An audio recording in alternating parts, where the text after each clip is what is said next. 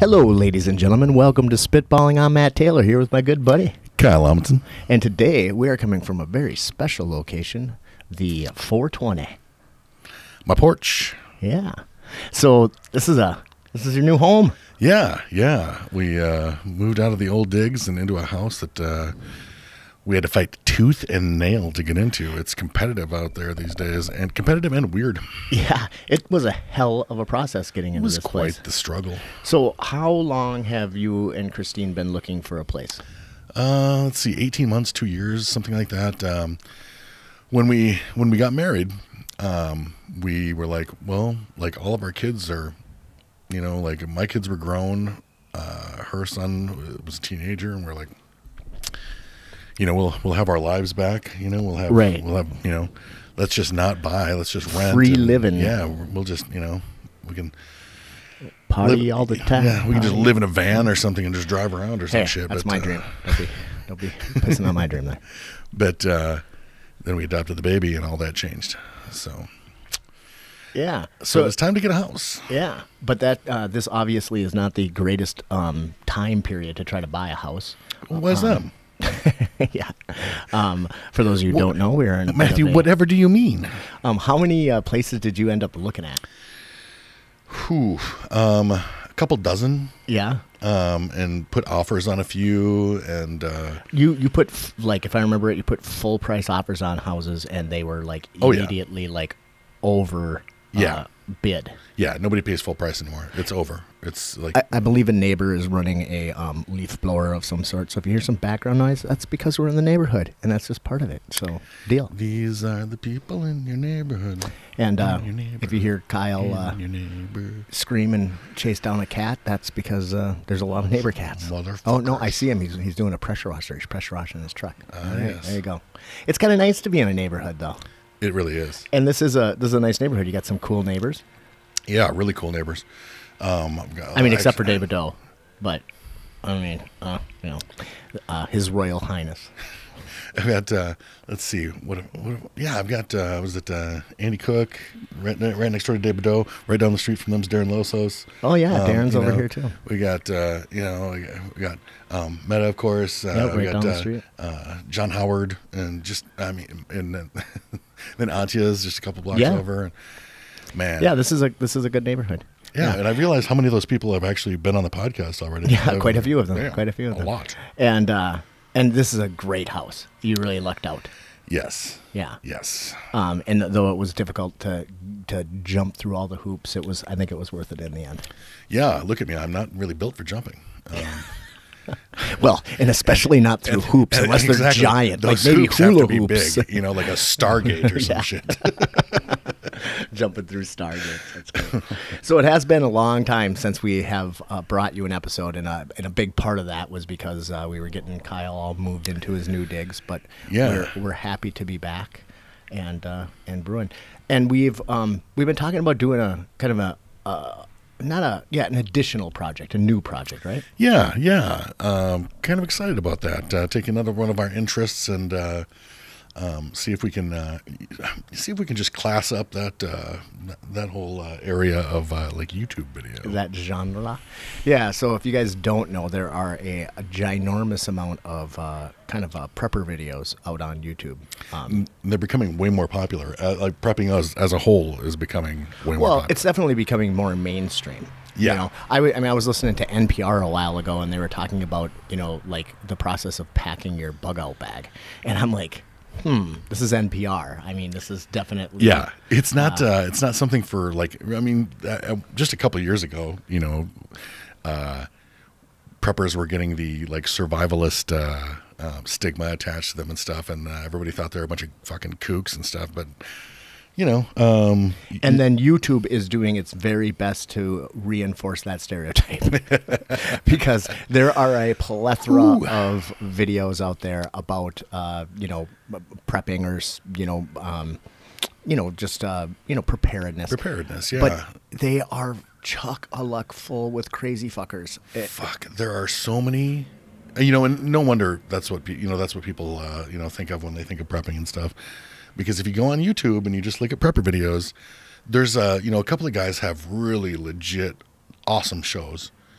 And then there's a bunch of fucking lunatics. And even some of the ones with the really legit awesome shows kind of have like a kind of a right wing take to them. Yeah. I haven't run across any that are, well, let's just say diverse in any way. Yeah. Yeah. Yeah, that's true. And even the even the Canadian guy, that Canadian prepper. Well, Canadians they're still racist. They're just really nice racists. Yeah.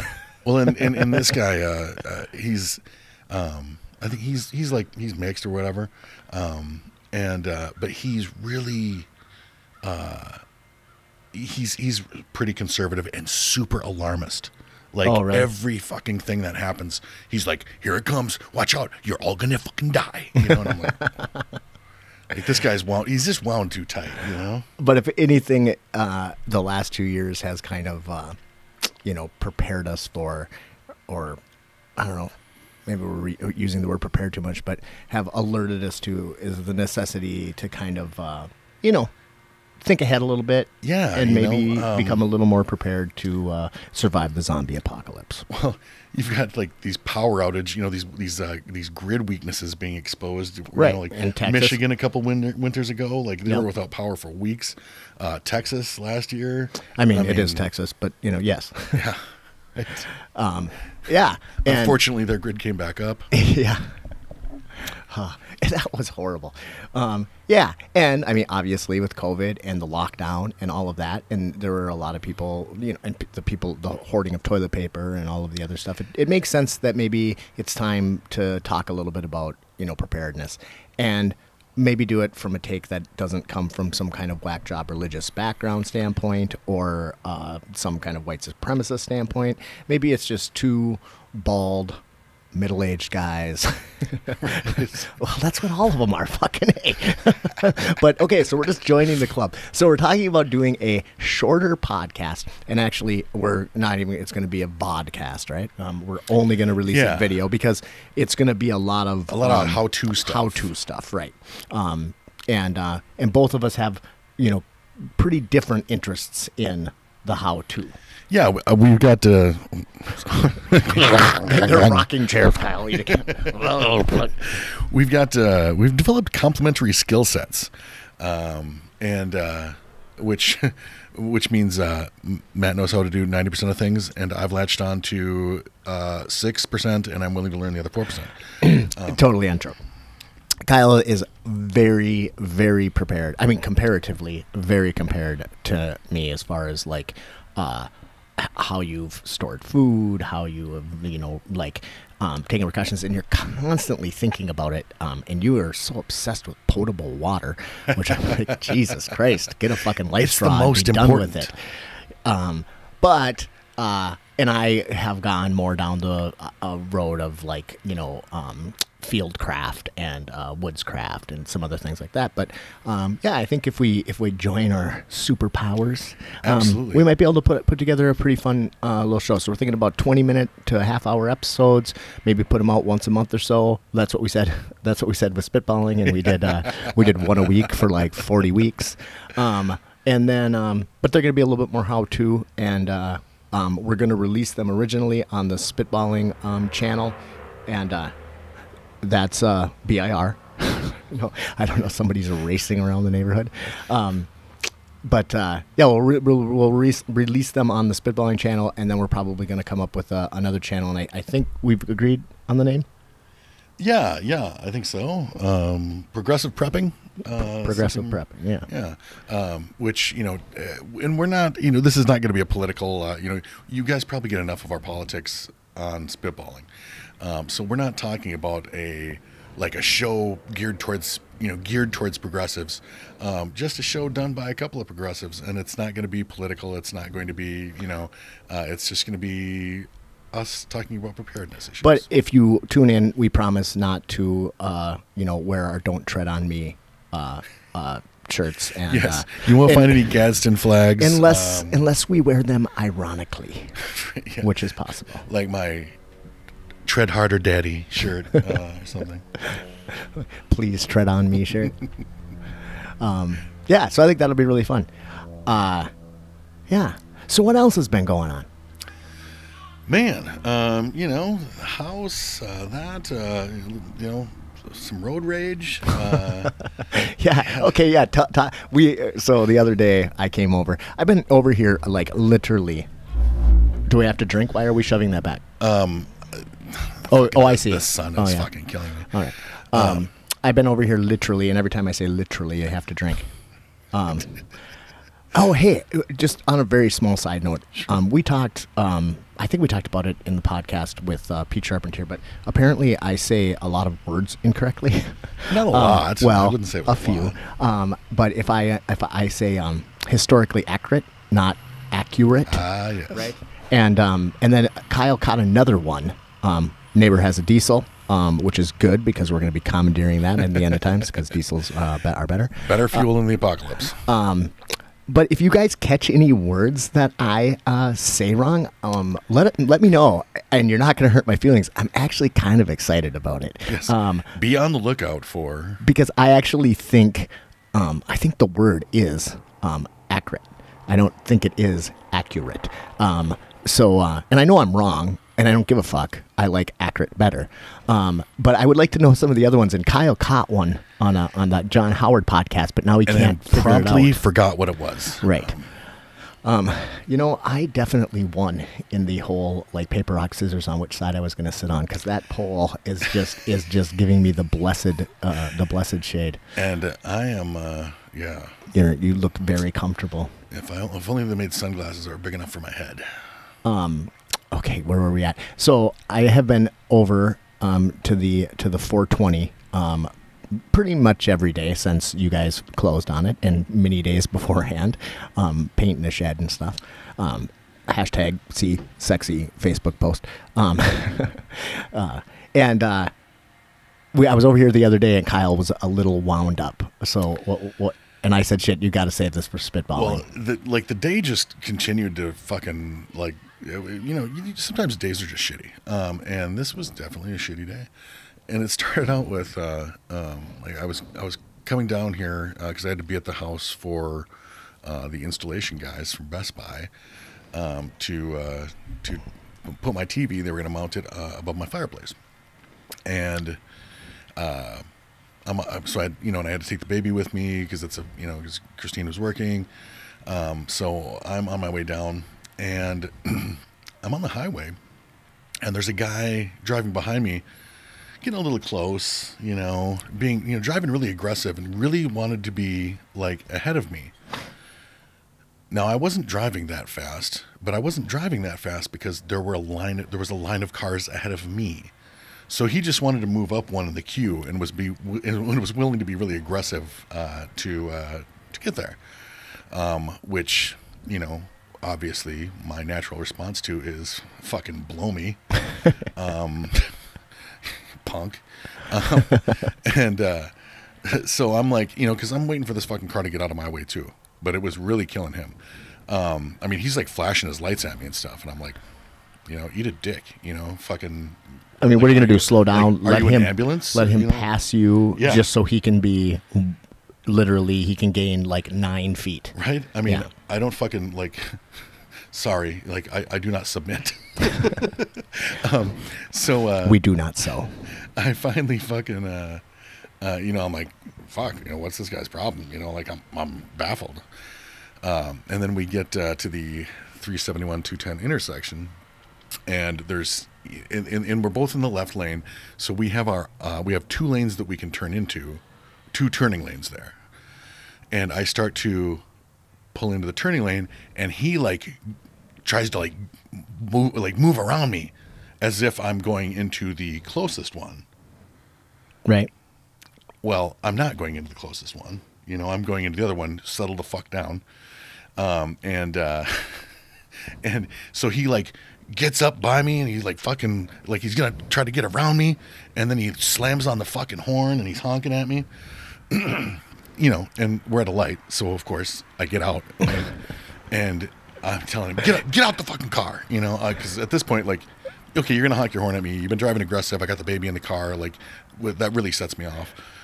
So now you get out. Now you've here's your opportunity now to you've get- abandoned your car in the middle of a fucking intersection with your baby in it, and you're gonna drag a guy out and kill him. And the thing is I try to put myself in this guy's shoes, and he's like, oh, this little fucker in front of me, and he's honking and shit, and then all of a sudden, fucking Kyle steps out with I'm imagining like veins upon his veins, ready to rip his fucking head off. I would have shit down my leg. Well, and the fucking guy, like, or I would have shot you. He looks right. He's not getting out of his car. He's definitely not getting out of his car. And I'm like, get out of the car. Get out of the car. Get out of the fucking car.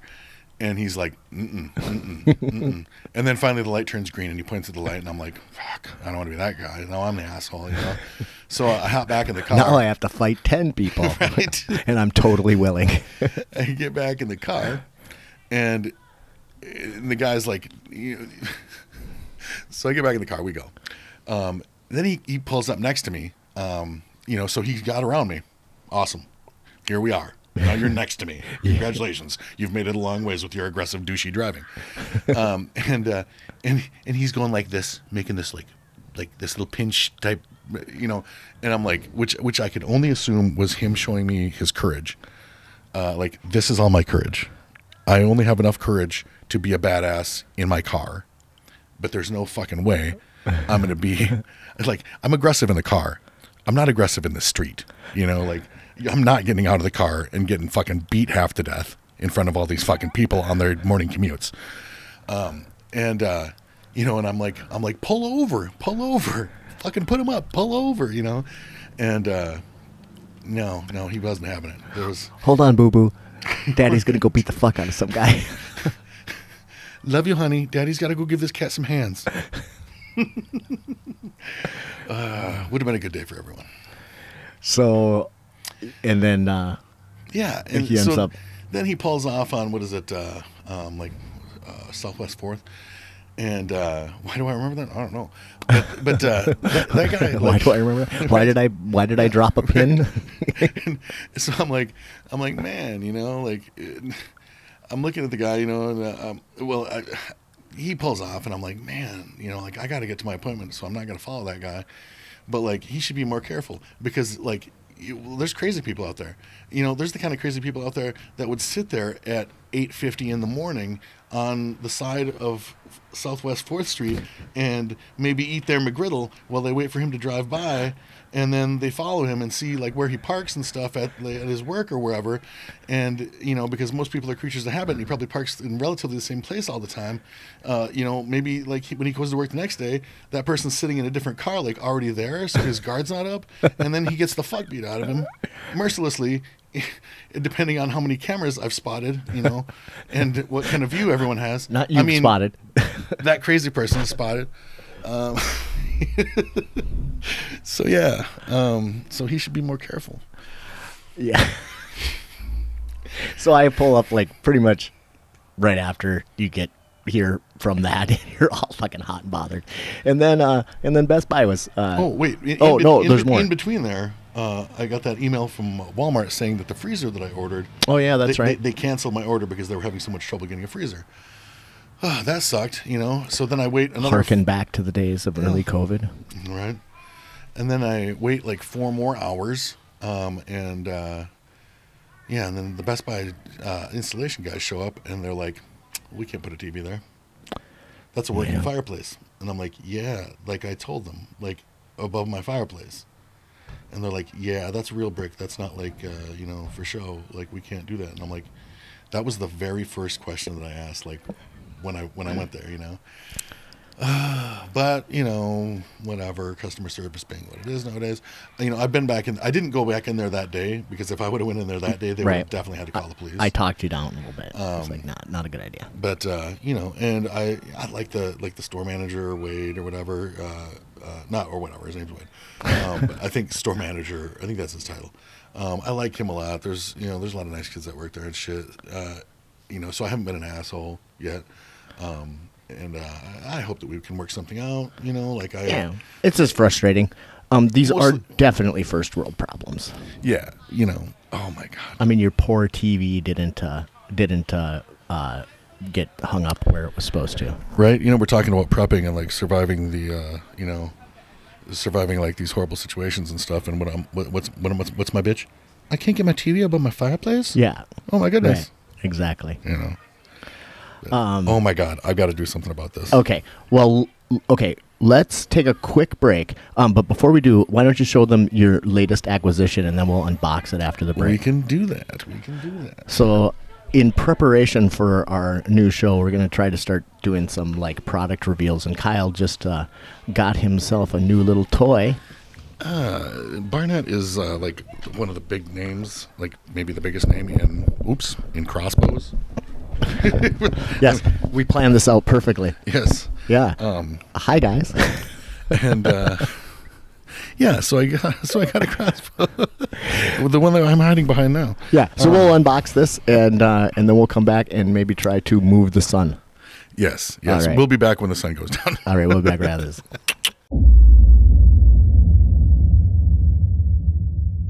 Hello, ladies and gentlemen. Welcome back to Spitballing. I'm Matt Taylor here with my good buddy Kyle Amundsen. And we didn't wait for the sun to go down, but we did move, so the tree Yes. is now blocking our... And now it's beautiful. It is. It's perfect out here. So we did a little unboxing of this Assault 350. By Barnett. Yeah, this is quite a little beast here. Yeah, this thing is dope. I'm pretty excited about it. Alas, I'm not keeping it. I ordered 2 of them. This one's yours. You're shitting me. Nope. The weird thing is I ordered them both at the same time, and mine doesn't get here till Tuesday. But yeah, this is yours. Yeah. Wow. Matt does a lot of shit for me. And it's way funner to like, for both of us to have crossbows and run around and shoot shit. Yeah. I would say I can't take it, but I totally can. I bought 2. We are going to fuck some shit up. Yeah. Huh. Well, at least now you know how to put yours together. Right? Well, this thing is awesome, and on one of our next videos, we're gonna do some actual target practice and show you guys what we do. And we'll probably not on the neighbors' children. No, we're not. We might show. We might even show how to put broadheads on because I have like a lifetime supply of them. I went a little order crazy when I bought stuff. Yeah, half those arrows are for you too. Yeah. Well, God, thank you guys. You bet. We always struggle, because like I can't just keep buying you beer, like. Oh no, you can totally buy me beer. And Matt will not take payment for stuff. You put that fucking mic up. Yeah. And he never lets me pay him for anything. Well, I don't like money. I don't like and the relationships being transactional. Stuff, yeah, it's friendship. But this, especially like with the work you put in, for us to get into the house and stuff like that, I was like, I need to show like I need some token, some token of thanks, and I'm like, I also because I was also buying a crossbow anyway, and I'm like, what if I bought 2 crossbows? I am so excited to play with that thing. I was excited for you to have it. And I am on your End of Times team, so yes, I'll be your Daryl. No, I think like Sam and Tharg need to. Actually, I thought about that too. I'm like, yeah, the Daryl to my Rick. He's a Daryl guy. I'm a Rick guy. I just like Daryl because he made like bags under your eyes sexy somehow. Dude, those are some really pronounced bags. Yeah. Like, do you think they keep him like in all kinds of bad habits and shit just to keep so he can maintain those things? No, I'm pretty sure his heroin addiction does it for him. Yeah, no, he's got some brutal bags. God, I don't even know what to say. That is so thoughtful. Thank you. I am super excited. Well, it was my pleasure doing all of the work on. I mean, like, it was my payment for doing all the work on the place to get you guys in here because I am just ecstatic about having you 5 blocks away, man, and us being neighbors and not having to like plan immense juggling just to like hang out for 5 minutes. Yeah, absolutely. Which is part of the reason why we want to do the other podcast, because now we're in close proximity. We can get together and just do a short. We don't need because when Kyle and I get together, it's like it's 3 fucking hours because we had to like move mountains just to make the time to do it. to organize it. So yeah, it'll be fun. Okay, where's the shooting range Now going? we're shoring up our MAG, or mutual assistance group. Tharg's right there. You're right there. Okay, Sam is in Denver, but we're working on that. Yeah, and it's kind of nice to have somebody in another location that we might need to run to him. Right. Just depending on how we have to bug We out. gotta break him out of a FEMA camp in like Denver or something, or Nebraska. No, maybe Denver. I'm not going to Nebraska. Also, the Angry Polak, Nathan Kemka is also thinking about moving to the area. Well, not thinking about, like looking actively for something in the Pillager, Brainerd area and stuff. Where is Nate now? The old homestead in Pine River. Okay. But I mean, so he's not. I mean, he's still within a. Yeah, absolutely. But he's still within a drone strike. Yeah. But he. So Amy works in Staples. At the hospital there, and his office is in Nisswa, and they just want to, like, her drive. She's been driving back and forth from Pine River Stables for 10 years and a half. Yeah. Maybe. That's a pretty good haul. Yeah, and she hits a deer like every year. So nothing in the Brock Larson. No, deer she doesn't hit category, like right? 3 at a time every other week. He hasn't hit a deer in forever, but he doesn't drive like he used to, or as much as he used to. Well, she should do all the driving, because Brock drives like shit. For sure. So Yeah. Wow. I'm kind of overwhelmed about that. I was proud of myself too, because I'm like, that's a fucking good one. He's gonna like that. And you duped me. Yeah. And you know what? You never even lied. Because I was like, oh, you got your crossbow. And you were like, yeah, here it is. And that's fucking great.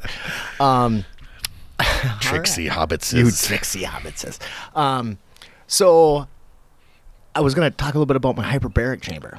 Yes. Which is not exactly a hyperbaric chamber. But yes, nor is it a hyperbolic chamber. And it's not a hyperbolic chamber. Yeah, that was a good one. That was schnauzy. You're on fire. I get a couple of beers and I'm like, I'm witty all of a sudden. Well, beer makes me witty. Or at least makes you think you are. Right. So most of you probably have never heard me talk about it, but maybe 5-6 years ago, I became obsessed with the idea of creating a hyperbaric chamber, right? Is that right? Did I get it wrong? Yeah. Oh my God. Which basically, if you don't know anything about them, they're like a. Were you watching Altered States when you did that? No. Have you ever seen that? No. Yeah. Oh, yeah, of course I watched Altered. Oh wait, Altered States. I don't know. I was thinking Altered Carbon. It was a movie. Not even a great movie, but it was pretty cool. Well, I'm glad. Let's talk a long time about this mediocre movie. Yes. That nobody's seen. I was listening to a podcast, obviously, how almost every idea that I have starts. And there was this guy, I think it was on Joe Rogan, but there was this guy talking about how they were using hyperbaric chambers to like treat PTSD, Alzheimer's, and all sorts of other things. And the idea of it is that you are in a container with an oxygen-rich environment, and then that's pressurized, and it literally like pushes the oxygen into your body, and like makes you feel super good, and it like helps you heal and does all this crazy shit to your body. And I was talking to Brock about it, and Brock was like, yeah, they're the fucking bomb. And I was like, what do you mean? He's like, oh, I've done like 15-20 hyperbaric sessions when he was down. I think it was when he was in Florida or when he was in Washington. I can't remember. But they had one, and after a workout, he would go sit in the hyperbaric for 15-20 minutes, and it would just, and he said it was just fucking awesome. So then I was even more convinced I wanted to do it. And I found a bunch of plans online on how to build one and everything, but it requires a piece of equipment called an oxygen concentrator, and you can't buy them really without a prescription. And like they're meant for like old people who are on oxygen. And you can't just go to your doctor and get a prescription for any old thing just because you want it. Only rich people get to do that. Right. Anymore, anyway. And so I have just been kind of keeping my eyes open, looking for one or whatever. And I don't know, it was shortly after the last podcast. I went into Habitat for Humanity, which I do every Wednesday, and I was like, oh, you got to be fucking kidding me. And they had an oxygen concentrator there for $10. And it's $1,000 unit. They had no idea what it was. I'm sure they thought it was some kind of like dehumidifier or air compressor or whatever. And I like snapped that thing up. It's from a fish tank. I did a little happy dance, and it's like brand new, and oh, it's so great. But I was like, oh, now I have to build a, essentially like a pressurized sealed container. And I was like, fuck, I don't want to go through all that work right now. So all I did is I went and bought a one-person camping tent from Gander Mountain, which is on my list of stuff to get anyway for my bug out bag. And then I just throw the fucking the oxygen line in there, and I let that thing like heat up for an hour, and it just makes that tent full of oxygen. And then I just go in there and I sit there and I have one of those things that stick it up your nose, and I just sit in there and fucking chill out for an hour, and I really feel pretty fucking great. How big would the thing have to be? Could you just put like two like 50-gallon drums together? Yeah. Yep. That's how most people do it. Or yeah, like those plastic 50-gallon drums. Yeah. That's a pretty common way to do it. Yep. You basically make like a coffin and then just crawl in there. Yeah. But the problem is the oxygen concentrator doesn't provide pressure. It just puts oxygen out. So you need that, and then you need to have a pump that actually pressurizes it. And it gets a little bit wonky on, you don't want to over-pressurize it. Like, you can start to do damage to your body if you get it to. So, like, I was like, I'm just going to kind of take so I have a hyperbaric light. It's just basically an oxygen tent. A little oxygen-rich environment. But an oxygen-rich environment does amazing things for your body, and I haven't felt better in a long time for multiple reasons. But man, that oxygen seems to just make a big difference. And I've used oxygen in the past, back when I was all obsessed about it. I also had an oxyacetylene torch, and I inhaled all my oxygen off my oxyacetylene torch. And then I went to fill the fucking thing, and it was like $180, and I was like, I think we need to find a cheaper option. Could you like put a bag over your head and like oxygenate that? Well, no, because you'd breathe out carbon dioxide, and then you would die of asphyxiation. So as long as you like breathe in through your nose and out through your mouth, you'd need like a straw going like out of the bag to breathe out of. Then you could, yeah. So so you could make a little helmet. Like when you could when you put a no yeah a normal person can make a little helmet. You, Kyle, you'd have to be a big. It would be a big helmet. Yeah. I think we could rig up your more like Mandalorian like the size of a porta potty. Yeah, I'm pretty sure that's what Darth Vader. Actually, my oxygen concentrator sounds a little bit like Vader. It does do. It goes. It doesn't do but it goes. So I figure that's what Vader had, right?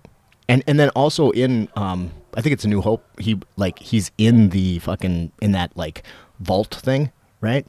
And that I'm pretty sure is a hyperbaric chamber. And like he has those little things on his mask, so I think he was breathing in oxygen, and then his was him breathing out his carbon dioxide. But if somebody puts a bag over your head, you don't die of lack of oxygen. You die of asphyxiation. You die of carbon monoxide. Yeah. Monoxide, right? Or dioxide. What do you breathe out? Dioxide. Yeah, so carbon dioxide. Unless you're a car. Right. Right? I don't know. Shelly will tell us for sure. Yeah, no, I think that's right. You breathe out carbon dioxide, and a car puts out carbon monoxide. What if I could go the car route and just what if I could breathe in the oxygen and just expel the carbon dioxide out my ass? That would also work. I just need to learn to do that then. Yeah. Yeah, just do that. Yeah. But yeah, so I was really excited about it, like as amped as I've been about anything. And it was one of one of the coolest purchases I've made in a while. So good find. It was a super good find. I was excited about my stupid goddamn 500-pound desk. Right. / workbench or whatever the fuck That thing is heavy. Monstrous. I really enjoy that you only buy heavy furniture that needs to go downstairs. Yeah, right. I've got these. Like, what does Kyle do when he finds a tiny, dangerous little narrow-ass staircase? Well, I need some heavy shit to go down there. How big could we get down there? Yeah, it's pretty awesome. Matt keeps helping me bring down some fucking ridiculously heavy shit. You said the other day you were like, I think it's because you understand leverage from jujitsu that you're so good. I'm like, that's no, my theory. I think it's just because I played a lot of Tetris as a kid. I don't know. Like, I have no idea. Matt's freakishly good at moving heavy stuff. Hey, let's not put that out there. That is a completely false statement. Leave me alone. Well, then again, if you need help moving, I can probably do it. We need maybe we just start a moving company. Yeah, No, that sounds like the worst that idea. sounds like in a the world. lot of work. So what, like that's the key to success is find something you don't really like to do and then turn that into the thing that you do all the time. Because I don't know if I've told you this or not, but I don't really enjoy moving heavy shit. I'm just kind of good at it. Yeah, that's awesome. What else? When last time we talked, we were talking, I don't know, I went down a pretty long rabbit hole about Afghanistan. And man, okay, remember last time we were talking about spiking the guns? They did not spike the guns. No, they didn't. And I am having a really hard time getting my mind around, like, why? Why would the U.S. government leave a giant amount of equipment and usable equipment behind? And why do we? And apparently, that's SOP. Like we do that all the time. Why would we do that? Why do we do that? Good question. I have an idea, and it came from a friend of mine. I'm not going to say who it was, but I would really like to have him on the podcast. He's he's such a super smart guy, but he's a bit of a conspiracy theorist, and but he's super interesting to talk to. And we've read a lot of the same books and so on and so forth. Chaos, the book about Charles Manson, is like one of his top favorite books. So like we have a lot in common. But he says that the reason he thinks the U.S. government was willing to leave millions of dollars of operational equipment behind is because that's what they want. They want Afghanistan to be an unstable place in the middle of the Middle East. Well, I mean, the other colonial powers that are in there now, like they've got, I guess they have a decent relationship with China and stuff. I don't know. Is it to make it like just unstable and more precarious for anyone else like getting involved over there? I mean, possibly. I mean, like basically they just want a fucking powder keg in the middle of the Middle East. But that's pretty goddamn tragic because like the Taliban is a tiny little percentage of the people in the Middle East, and to give them power, I am having a fucking hell of a time wrapping my brain around it. And I listened to this awesome podcast by it's called Unraveling, and it's Jocko Willink and the guy from Martyr Made, whose name will come to me. He's one of my favorite podcasters. I don't know, I can't remember his name. And they did a pretty in-depth like breakdown of the withdrawal from Afghanistan. And now, if you don't know anything about Jocko Willink, he's a highly decorated Navy SEAL, has gone on to do a bunch of leadership stuff. I mean, he's a legit dude. And he's like, let's just say this. The episode was called Unmitigated Disaster. So he was not impressed. But he broke down what was left behind. Like how much of each thing was left behind. And it's fucking crazy. And I couldn't believe, like, that's where I found out they didn't spike the guns. I was like, what? That's like, fucking Napoleon knew how to spike the guns. It's not like you can, it's not like it's not like it's a secret. You don't leave behind fucking, missiles and grenades and workable weapons. If you can't take that shit with you, you destroy it. That's the idea. You never leave your enemy armed. Well, unless you do. Right. It makes no sense, and I cannot get my mind around it, and I've been really upset about it, and I don't know what the fuck is going on. I don't even recognize, our country anymore. It's like, what is going on? What do you Google on? And I was looking up. I realized that when you were talking about podcasts, I thought about the. This is completely unrelated, so I'm sorry. We never jump around. Right. The book that we both just listened to by Robert Evans, who we've become fans of. Yeah, he's a pretty prolific. So John Howard originally recommended a series called Locker 9. No, different guy. This is what are we talking about? This is the guy that did the. We're talking about it could happen. It here. Can happen here. A podcast that we talked about, It Could Happen Here, particularly the first season of that show was awesome. It was about a second American Civil War. And then we found out a little bit more about this guy, and he's a gun-loving lefty from Texas. And then we found out more about him, and I'm like, he's also a former comedian. He worked for Cracked Magazine. Yeah. He's been a correspondent in war-torn Syria, and fucking he was embedded with I can't even say the goddamn name. Those badasses, those Kurdish badasses in Iraq. I know what you're talking about, but I don't remember the name of it. So he's he's done some really cool shit, and he's like a fantasy role playing nerd. So I'm just like, holy shit, this guy's dope as fuck. And we listened to a book of his. And what the fuck was the name of the book? I have it right here. And so the podcast was he's got several podcasts. The collapse, something like that. Yeah. After the Revolution. That's After the Revolution. After the Revolution, and it's a whole book that he does in chapters as a podcast, and it's available on all the podcast apps. And it's pretty interesting the way he did it. He wrote this book, and then he reads each chapter, and then he is like, if you like it, it's all free. But if you like it, you can go to his GoFundMe, and then he's going to continue. I'm going to have to do that because I enjoy it. Didn't hear him talk about it? No. No. You don't listen that well. But and then the idea is that he's going to try to basically crowdsource the funding so that he can write the next installment of it.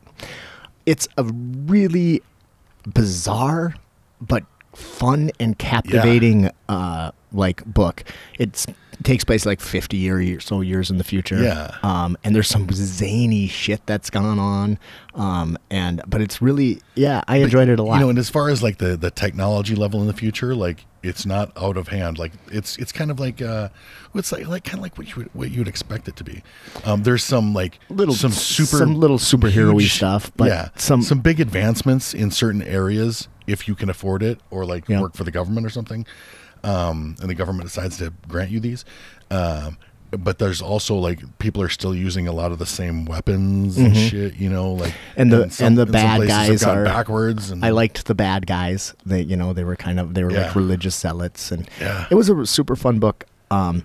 Also, what I was so impressed with is this guy wrote the book, but then he performs it. And he's not reading the book. He's performing the book. And he does a great job. I've listened to hundreds and hundreds of books. And he's a pretty fucking good reader. Yeah. You don't that's a separate talent from writing. You can be a great writer. That doesn't mean you should. Stephen King is a great example. I think Stephen King's an awesome writer, but man, when he reads his own shit, it's just shut your fucking Massachusetts cake hole, or wherever you're from. Maine? Yeah, it's from Maine. Yeah, I really liked it. It was fun. Yeah, I liked. I thought he did a great job with that too. I even actually kind of like his voice. You know why? Oh, I really like. He reminds me of Joe Papa, the comedian. Oh yeah, Yeah. His voice sounds like him to me. he's the guy who's always like, have you ever found yourself, on the toilet, looking at the woman you love? I have. Right? That's him, right? He cracks me up. We've even talked a little bit about as we progress farther down our creative writing project. Which I can't wait to get back to. That's totally gone on the back burner with all my moving, but I've in my mind it's still going strong. I've hit pause as well, but it's just pause in writing. But I'm still very, very much like developing backstory and ideas. I can't have a good idea without fucking sharing it with Matt right away. I'm like, and how about this? I don't remember who I just said it to, but I said, I'm pretty sure Kyle just sends me whatever he's thinking at the time because it doesn't. What did you just say? Something you're like, I need some kind of like kitchen butcher block, whatever. That didn't have anything to do with me. You've just thrown it out there. Just like needed to share. I was like, Roger that. This is just stream of consciousness. This is not. Well, you weren't like saying build me a. You were just throwing it out there. I need this. Yeah.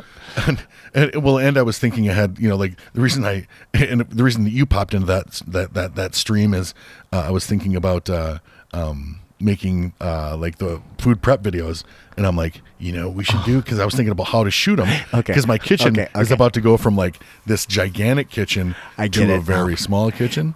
Okay. And there was no context to the message. No, because it comes out like a fucking like right, and I don't explain like why you were thinking about shooting the prepper video, and then you were like, oh my god, we need a giant like butcher block like centerpiece table for the kitchen.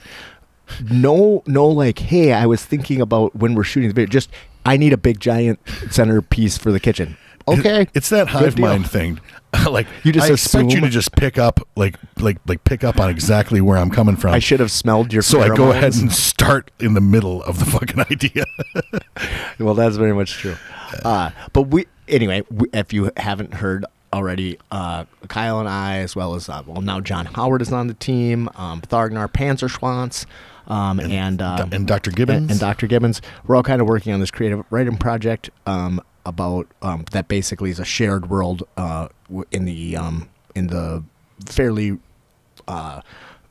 shortly after the collapse of modern civilization, and it's actually going really well. It's really fun to write in. But we liked this Evans guy so much. Yeah. And we're using a bunch of his ideas, honestly. Because we started this before we found out about Evans. Yeah. Yep. And then, that's how we found out about him, because we were kind of looking. Yeah. We've been doing research, so to speak, and which means basically listening to podcasts for me. Yeah.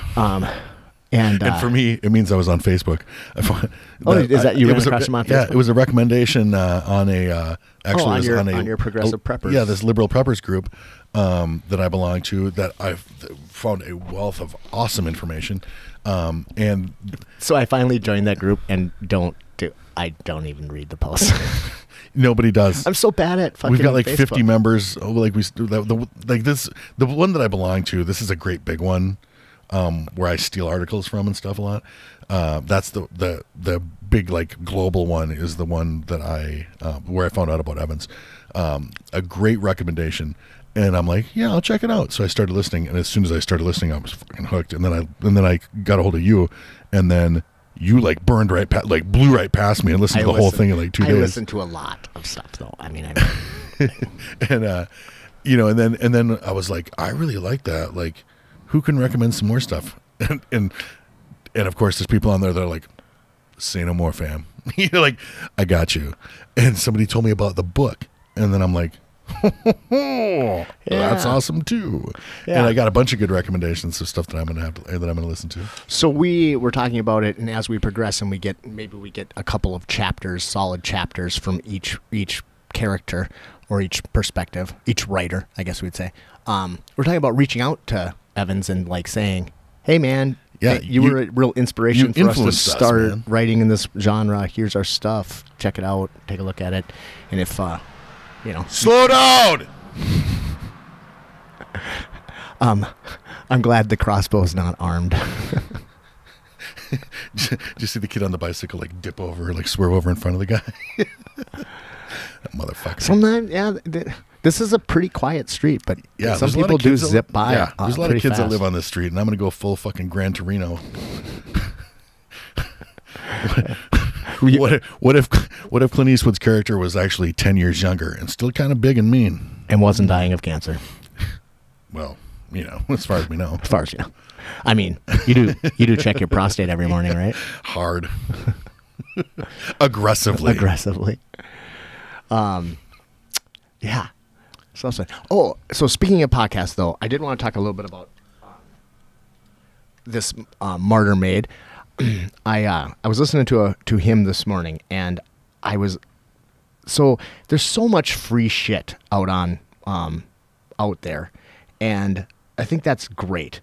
But it's really awesome when somebody actually like decides to make the leap to like doing something full time. And how do I get to his show notes? Totally know how to do this.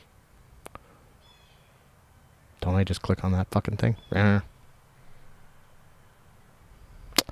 Okay. Anyway, so this is one of my favorite podcasts ever. Is called Martyr Maid, and it's MARTYR. That's how you spell martyr, and then just maid. And Dale Cooper is the guy's name, and he's a super, not to be confused with our homeboy Dale Cooper. Yeah, not him. No, because he's super fucking smart and very, very well read, really interesting fucking guy. And he does deep, deep dives into a subject. The first subject that I ever listened to was called Fear and Loathing in the New Jerusalem. And it was about the Israel-Palestinian conflict. And I mean, it's, I don't know, 18 hours long and really, really How are you in-depth. How are you going to do that? How are you going to do 18 hours on that? That's like a simple thing. That's like a fucking 30-minute conversation. Just like a flip of a coin. And then he did one about Jim Jones. He did a really interesting one about the Aztecs and human sacrifice. And he does a lot of dark shit. But he has been, up to this point, like working a full-time job. He was really successful in this full-time job. He recently got married, has benefits and everything. And he has decided to quit his job and do this full-time, right?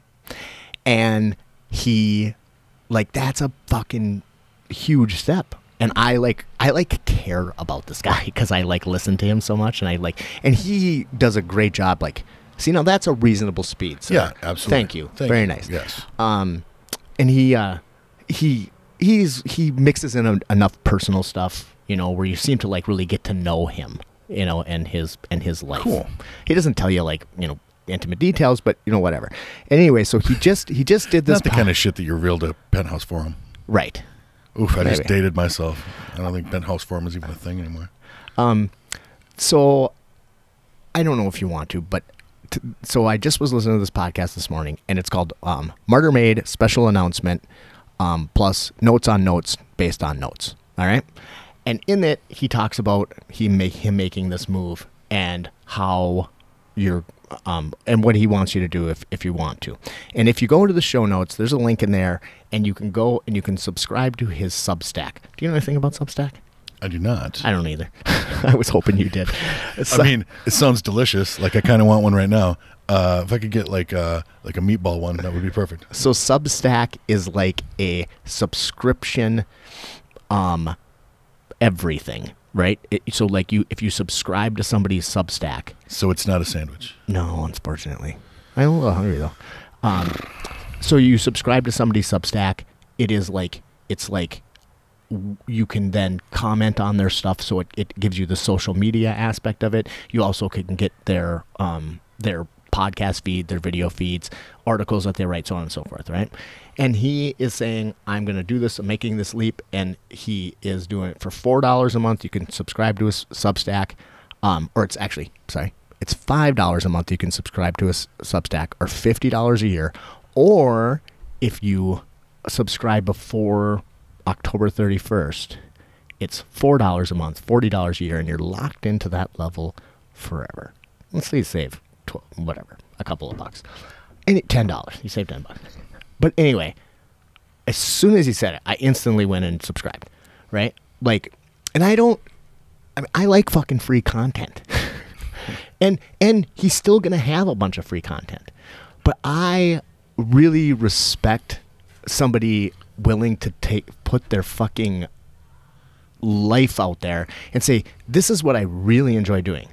I don't make money doing this, but I really enjoy doing it. And enough people want me to do it that I'm willing to like make the leap, give up the security, and actually, you know, do what I think he was fucking born to do. He's one of the best researchers, storytellers, so on and so forth. So if anybody out there is interested, or even if you don't want to listen to his shit, but you just have $40 to give to a good cause, go, and I know that's a lot of work to do, but go get on your podcast app, type in Martyr Made, and you can just go to martyrmade.com and do it. But if you go to that one, you can follow his link, subscribe to his Substack, and you get that $10 whatever. I feel like I'm selling it, and I'm fucking selling it because he's so good at what he does. And I want him to continue to do it. I got a fucking boner because he's gonna have more content, because the guy only puts out a few episodes a year because they're really long and in depth, but that's all he has time to do. He's working fucking 60 hours a week on top of this, and now he's given all of that up to fucking just do this. And you know, he does research, not research like we found a YouTube video, yeah, or like. No. I'll talk to so-and-so who, like, you know. I've said research is the most abused word these days. I've said this multiple times except for literally. About Dale Cooper, that he, in his first series, Fear and Loathing in the New Jerusalem, he started off by saying something to the extent of that he had, you know, when he first started getting into the Israel-Palestinian conflict, you know, after he'd read, 10 books, he was just a bore at every fucking cocktail party because he wanted to talk your ear off and tell you all of the problems and all of the solutions of the Israel-Palestinian conflict.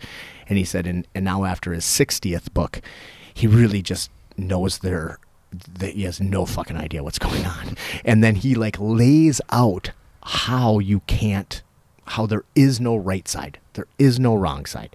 It's an absolute fucking quagmire, and there aren't any easy solutions. There's no easy solutions, and nobody has the moral high ground here.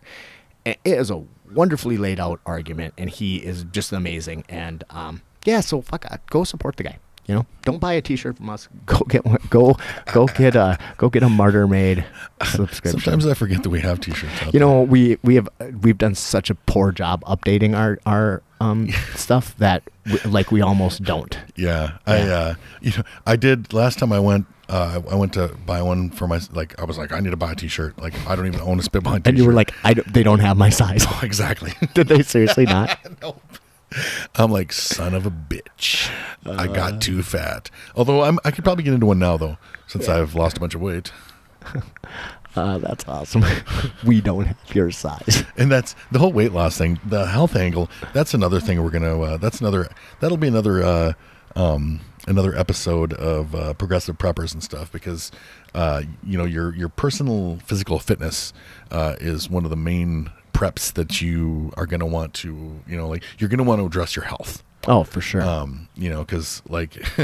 Because should the grid fail, or, for whatever reason we don't have electricity, I don't think people, I think that, there's plenty of amosexuals out there that, just see themselves fucking Mad Maxing their way through the fucking wasteland or whatever. And they're not thinking about how much you have to walk or cutting your own fucking firewood, or shit like that. Like living without our modern conveniences is extremely labor intensive, and especially if you live where we live, where like basically everything is out, like the elements are out to fucking kill you, whether it's heat stroke in the summer or fucking when you're trying to cut your fucking firewood for winter because winter's trying to kill you.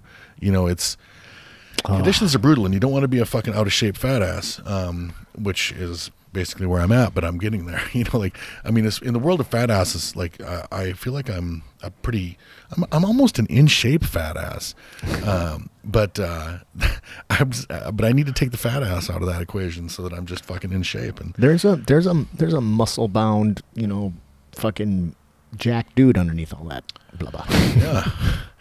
No, you've been looking great, and I think it's been good just getting getting moving. Well, and then like that's shoulder surgery. I've taken like almost the month, essentially taken the month off from the gym, just because because I get up at fucking 5 a.m. and I'll take a load of fucking furniture and fucking shit like down here to the house and move stuff. My time to my time that I can do stuff without bear in tow is very limited. So I get up super early and try to get a few hours of stuff in before he wakes up, and then I've got to tone it back a notch because, like, if any of you have ever like raised a toddler, they don't always let you do all the things that you really would like to do. That's okay. When we start rucking, he can just like throw them in, and we'll just fucking absolutely.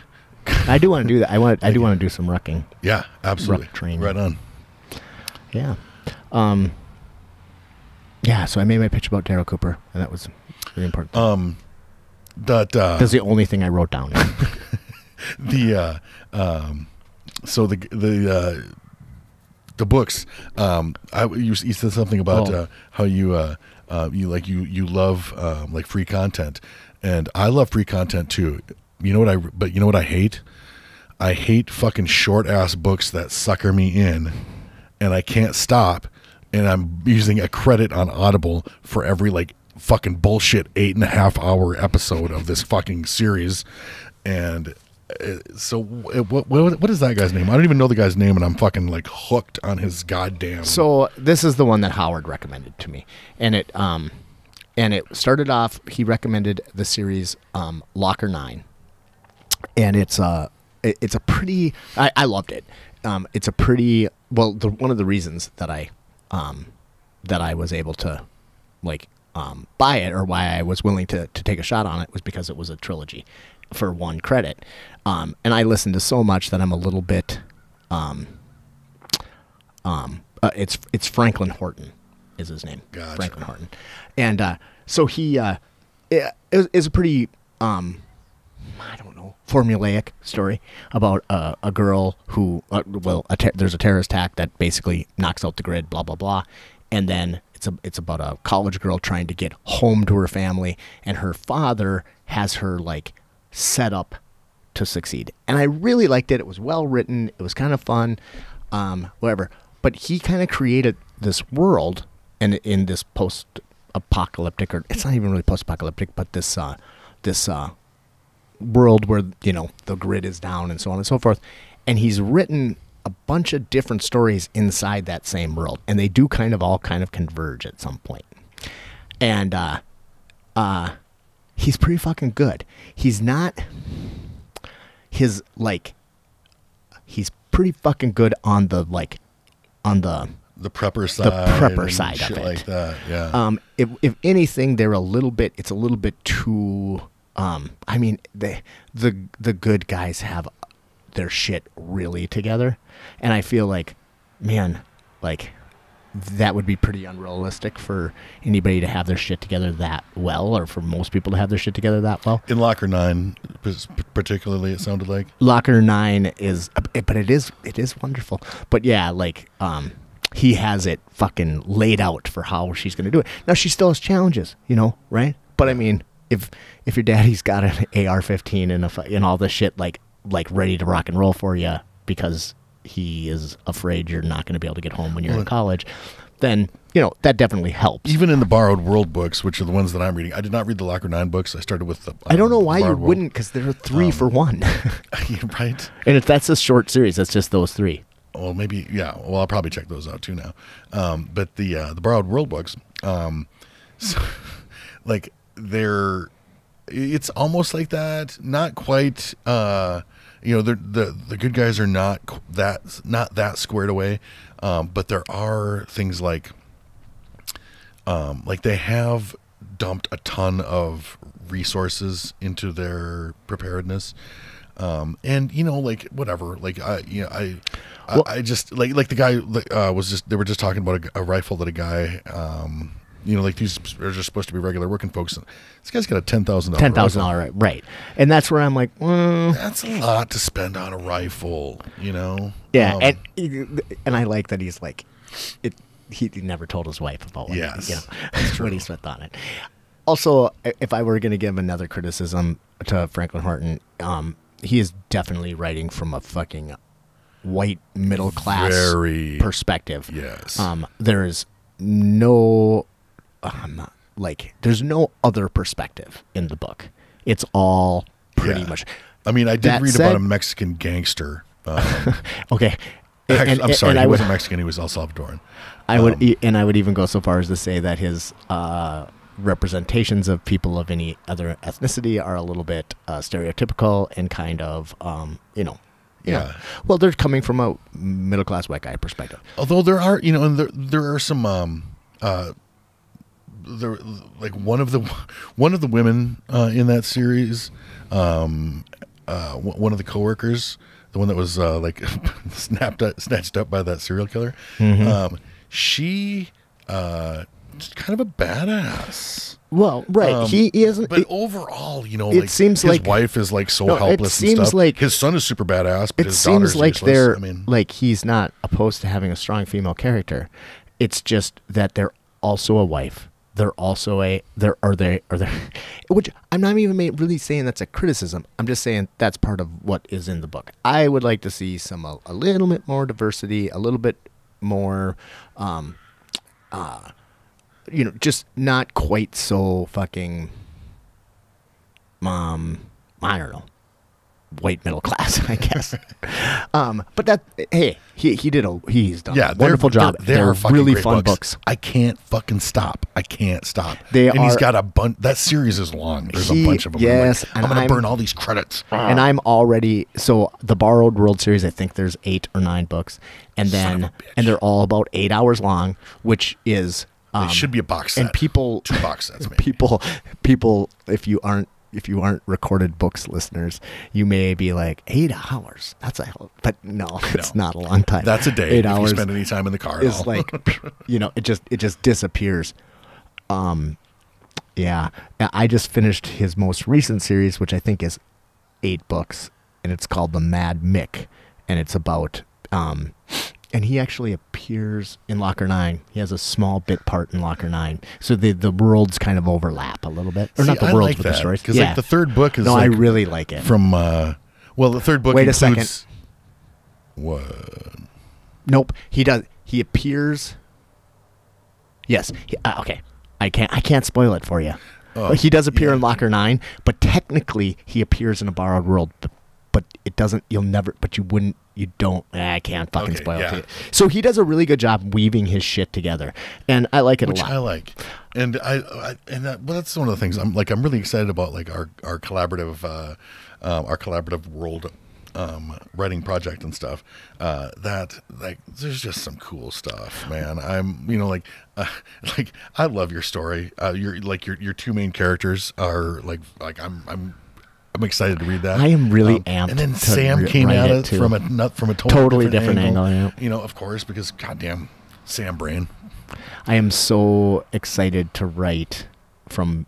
Well, I don't want to get too deep into it because I don't want to ruin anything for you guys. But so far I have 2 characters, Casper and David, and I have written from Casper's perspective, and now I'm switching to David's perspective, and I've only written a little tiny bit from his perspective.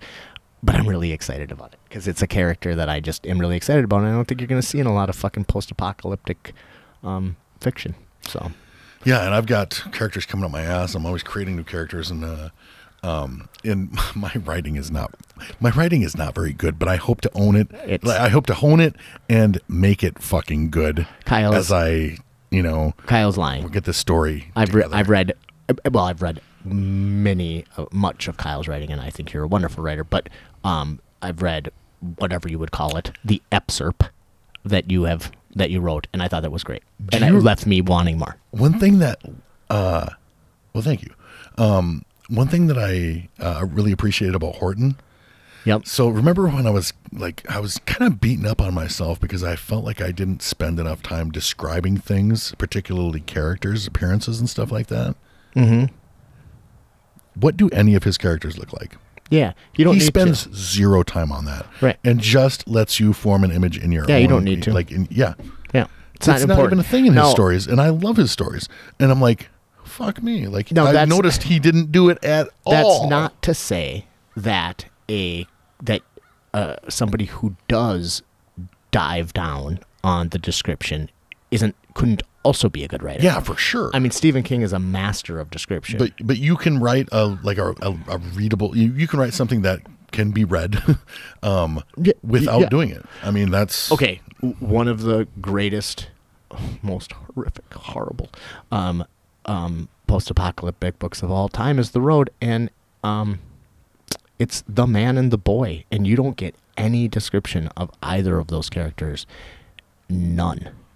So, like, you don't know what color they are. You don't know their fucking names. You don't know anything about them. It's The Man and the Boy, and it's wonderfully written, and I totally wish I hadn't read it.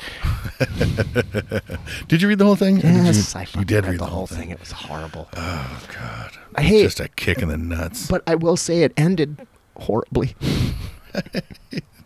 Spoiler alert. It's fucking terrible. Yep. Well done. It's just well done terrible. Well, really, it started really well out done terrible. really sad. And in the middle, it was super fucking sad. And at the end, it was sad. Like if Nightmarish conjured up images of just super sadness, it would be Nightmarish. It would be like a nightmarish level of sadness. Yeah. It was pretty much just like oh fuck. What's the name of that goddamn show we make fun of? Requiem for a Dream. Oh no, Ass to yeah. It was just like Ass to Ass the entire way through. Okay. Last night, or was it last night? The other night? Last night. Last night, yeah. It's Sunday, right? Yeah. Oh God, yeah. And so I worked at 9th Street Social Club last night, and it was extremely busy. And Erin sliced her hand open and ended up going to the hospital, so she was getting stitches. So Rob came in and helped me, and it was a really fun night. But we were really busy, had a lull, really busy. But in the lull, it was just me and Tharg and Kyle sitting there, and I have been trying to rack my brain. But what did you say? And then Tharg said, "Oh my God, that was such a great description. You used one line do you remember?" Yeah. Well, I can look it up too. Look it up. No. Oh yeah, it was a meme. It was. I was reacting to a meme of that. I remember that where this bathroom, specifically the toilet, like the toilet had a amazing, majestic view of this beautiful valley, and I just imagined. But I can't remember. He remembered exactly what it was that I said. Something about will my feces be forcefully ejected out over the village below? Right, because that would be the most American thing I can think of. Right, and he fucking loved we were that. laughing about it, but he said, "Kyle, that's like a perfectly written sentence. You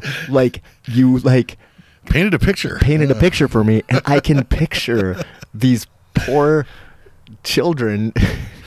this poor impoverished village, these third world fucking people like going about their business, and here comes another fucking Kyle shit just fucking pouring all over them. A big dirty American fucking yeah. Which is a good lesson in writing. It doesn't take a lot of words. They just have to be explosive. Yeah, just use your power. Use the power of those words. Use your explosive diarrhea power. Shit. And coming from and coming from Tharg, that's a big compliment because that motherfucker can really write. Yeah. Yep.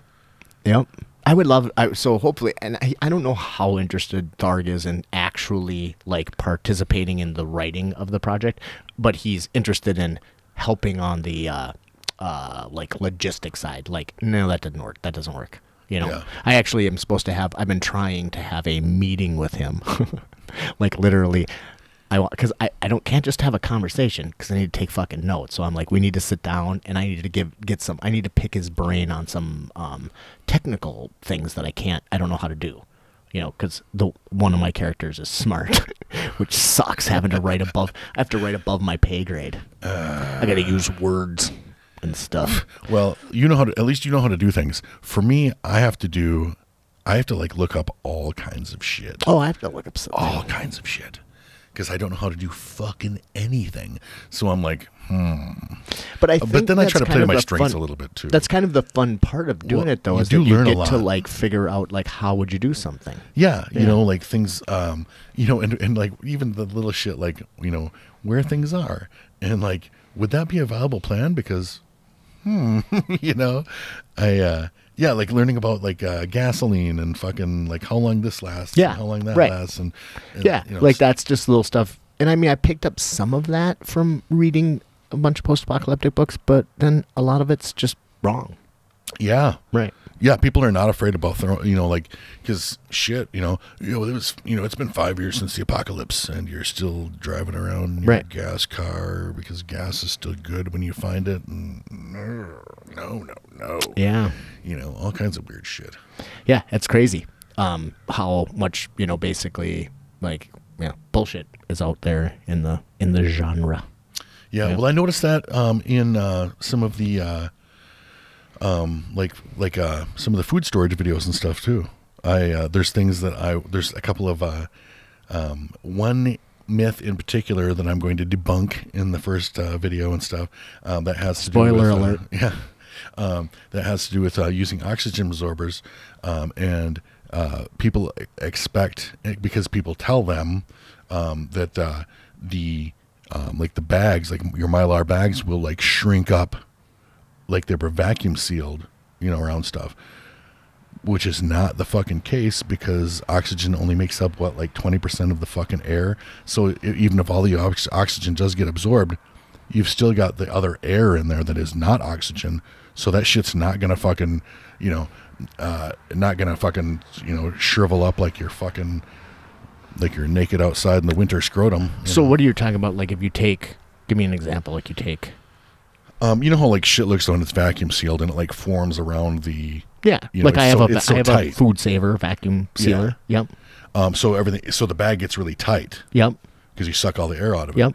Well, like oxygen absorbers are not going to do that. What do oxygen absorbers do? Oxygen absorbers just absorb the oxygen.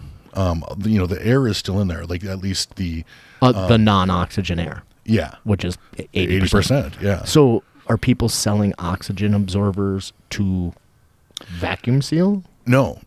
But you've got people that are like, a couple of videos that I saw, one in particular, where they were telling them, or where they were making claims about how like the oxygen absorber should like shrink that bag up like that, otherwise your oxygen absorbers are bad, and that's so. What is the purpose false. of the oxygen absorber?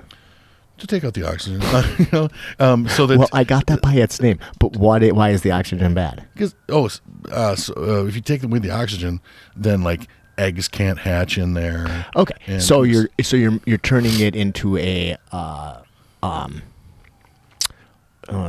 anaerobic is with oxygen. Aerobic is with oxygen. Okay, so you're turning it into an anaerobic environment. Yeah, interesting. And then when you actually, so I don't know. So when you vacuum seal something and you suck all the air out of it, you're doing kind of the same thing, right? Kind of, yeah. I mean, they'll like I don't. It's not, but ideally, like if you could use oxygen absorbers and vacuum seal something, you'd really be doubling down on your storage.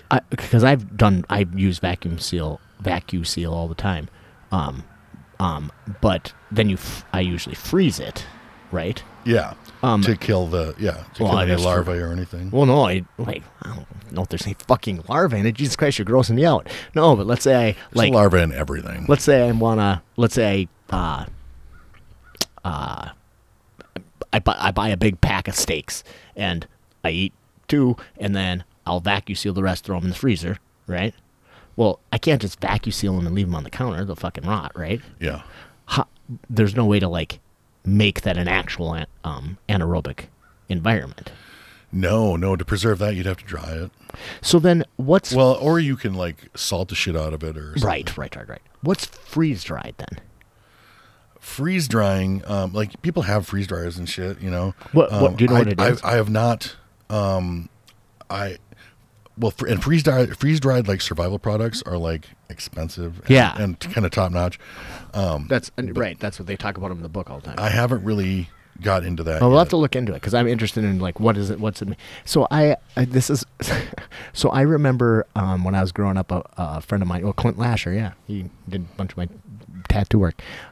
His dad was a taxidermist, and he had a freeze dryer.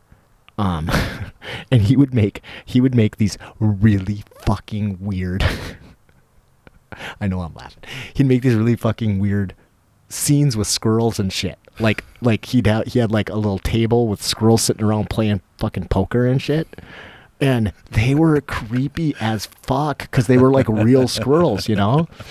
And he was just obsessed with it. And but that was a freeze dryer. And I remember it was like a box, and he would put them in, and I think that's what freeze drying is, but I don't know. We'll have to look into it. Little jerky squirrels. Cool. Well, I do see Boo Boo and Christine are here. Do we have anything else we really need to cover? I don't think so. No. Next time you see us, it'll probably be ideally, it'll be on a...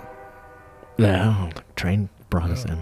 Ideally, it'll be what? Oh, it'll be in a preparedness video. In a it'll be in a sniper blind on 4th Street Northwest. what was that? What the guy was?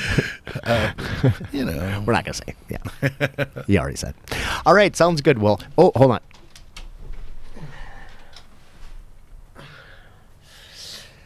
Thanks for tuning in, and we will see you guys next time.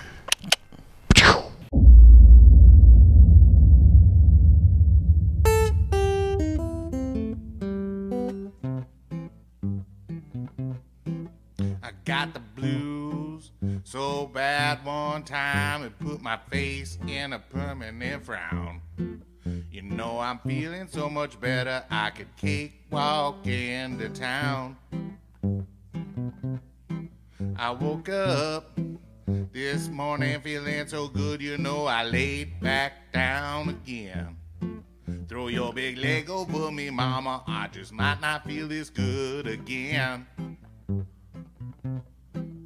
My baby, oh my baby. Something about will my feces be forcefully ejected out over the village below? Right. Because that would be the most American thing I can think of. Right. And he fucking loved we were that. laughing about it, but he said, Kyle, that's like a perfectly written sentence. You painted a picture for me, and I can picture these poor children. this poor impoverished village, these third world fucking people like going about their business, and here comes another fucking another fucking Kyle shit just fucking pouring all over them. A big dirty American fucking which is a good lesson in writing. It doesn't take a lot of words. They just have to be explosive. Yeah, just use your power. Use the power of those words. Use your explosive diarrhea power. Shit. And awesome. Coming from coming from Tharg, that's a big compliment because that motherfucker can really write. Yeah. Yep. I would love. So hopefully, and I don't know how interested Tharg is in actually like participating in the writing of the project, but he's interested in helping on the. Like logistics side, like no, that doesn't work. That doesn't work. I actually am supposed to have. I've been trying to have a meeting with him, like literally because I can't just have a conversation because I need to take fucking notes. So I'm like, we need to sit down and I need to I need to pick his brain on some technical things that I don't know how to do. You know, because one of my characters is smart, which sucks having to write above. I have to write above my pay grade. I got to use words and stuff. Well, at least you know how to do things. For me, I have to like look up all kinds of shit. Oh, I have to look up something. All kinds of shit. Because I don't know how to do fucking anything. So I'm like, But I think but then I try to play to my strengths a little bit too. That's kind of the fun part of doing it, though, you is do that you learn a get lot. to like figure out like how would you do something. Yeah, you know, like things, and like even the little shit, like, you know, where things are. And like, would that be a viable plan? Because, you know, like learning about like gasoline and fucking like how long this lasts, and how long that lasts, and you know, like that's just little stuff. And I mean, I picked up some of that from reading a bunch of post-apocalyptic books, but then a lot of it's just wrong. Yeah, right. Yeah, people are not afraid about throwing, you know, like, because shit, it was, it's been 5 years since the apocalypse, and you're still driving around in your gas car because gas is still good when you find it. And no. Yeah. You know, all kinds of weird shit. Yeah, it's crazy. How much, you know, basically like, bullshit is out there in the genre. Yeah, well, I noticed that in some of the some of the food storage videos and stuff too. There's things that there's a couple of one myth in particular that I'm going to debunk in the first. I love the way she walks. When my girl gets sleepy, I love the way she baby talks. My work done got scarce, honey. All my work, it done got hard. I spent the whole day stealing chickens, mama, from the rich folks' yard.